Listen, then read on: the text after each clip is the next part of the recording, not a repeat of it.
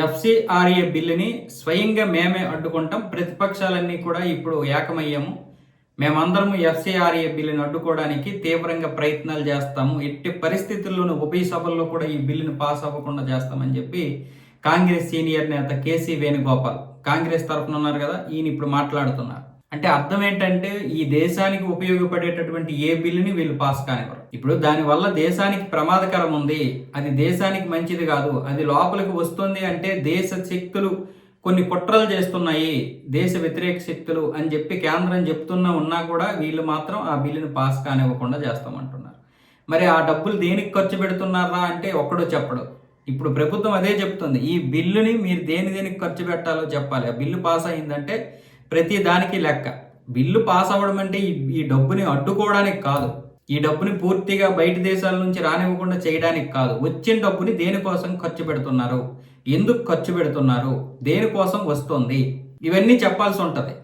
ఒక్కొక్కడు ఆఫీస్ తీసేస్తాడు ఎన్జిఓల పేరుతో, ఒక రూమే తీసేస్తాడు. ఈ విధంగా ఒక రూమ్ తీసుకుంటాడు, ఆ రూమ్లో పెట్టుకుంటాడు, 50,000 అంటాడు, వాళ్ళ దానికి ఖర్చు అయింది, దీనికి ఖర్చు అయిపోయింది అన్ని చెప్పేస్తుంటాడు అంతే. కానీ దేనికి ఖర్చు పెట్టారని మాత్రం అసలు చెప్పరు. ఇప్పుడు అలా కుదరదు, ప్రతి దానికి లెక్క ఉండాలి. ప్రభుత్వానికి తెలిసే ఈ యొక్క డబ్బులు వస్తాయి. ఇప్పుడు ఈ బిల్లు పాస్ అయితే ప్రతి రూపాయి కూడా బయట నుండి వస్తున్నటువంటి ప్రతి రూపాయి ఈ యొక్క మత మార్పిడ్లకు కావచ్చు, లేకపోతే ఇక్కడ ఓట్లు సర్దుకోవడానికి కావచ్చు, లేకపోతే వాటర్ని మభ్య పెట్టడానికి కావచ్చు, అలాగే బయట దేశాల వారు ఏదైతే అక్కడ ట్యాక్స్లు ఎక్కువ కట్టాల్సి వస్తుందని చెప్పి ఆ డబ్బుని ఇక్కడికి పంపిస్తారో బ్లాక్ మనీని, ఆ బ్లాక్ మనీ కావచ్చు, మళ్ళీ ఇక్కడ నుంచి అది వైట్ మనీగా వెళ్ళడం.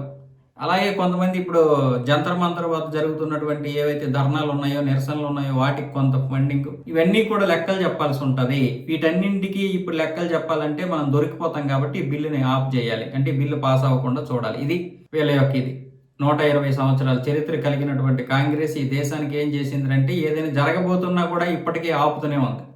ఒక మంచి చేద్దామన్నా కూడా దాన్ని జరగకుండా ఆపుతున్నారు. ఆ జార్ఖండ్లో పిల్లలు ఏమొచ్చేసి అక్కడ నీట్ పేపర్ లీక్ లాగే అక్కడ కూడా పేపర్ లీక్ అయ్యింది, దానికి రండి నాయన మీరు సపోర్ట్ చేయండి, మరి మీరు జంతర్ మంతర్ వద్ద అంత పెద్ద ఇది చేశారు కదా, మా దగ్గర కూడా గొంతు కలపండి అని చెప్తే ఒక్కడు వీళ్ళకి గొంతు కలపడం లేదు.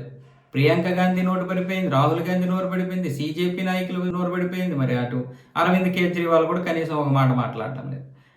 అక్కడ పంజాబ్లో ఏదైతే పేపర్ లీక్ అయిందో దాన్ని కూడా కప్పిపుచ్చేశారు.